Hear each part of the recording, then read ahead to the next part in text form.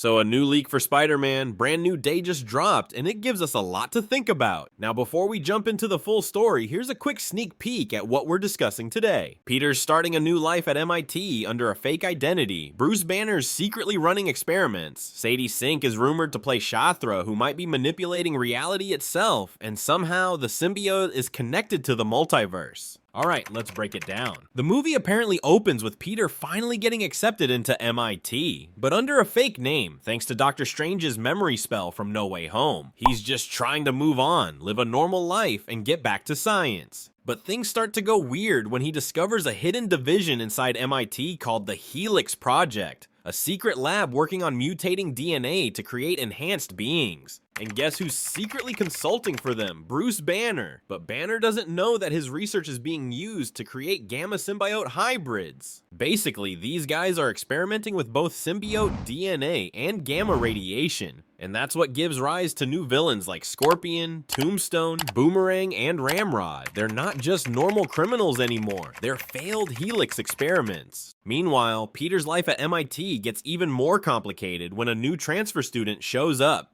Annabelle Adams. She's smart, mysterious, and seems a little too interested in Peter's work. But here's where it gets insane. Annabelle isn't who she says she is. The leak claims she's actually Shathra, a multiversal being disguised in a human body, using it as a kind of anchor to stay in our reality. She's manipulating MIT's quantum experiments to keep a dimensional rift open, and she's studying Peter's DNA because of his unique totemic link to the web of life and destiny, something that ties all spider people across the multiverse together. That's the same web that connects Miles, Gwen, and all the spider variants we've seen before. As Peter digs deeper, he finds old MIT files mentioning something called Project Spider-Man, research into arachnid energy and mutation. Apparently, the black symbiote that was found in Mexico, the one we saw teased in No Way Home's post-credits scene, was actually stolen from MIT. So now, everything comes full circle. Things get even more intense when Bruce Banner starts noticing strange gamma readings connected to Peter and the symbiote.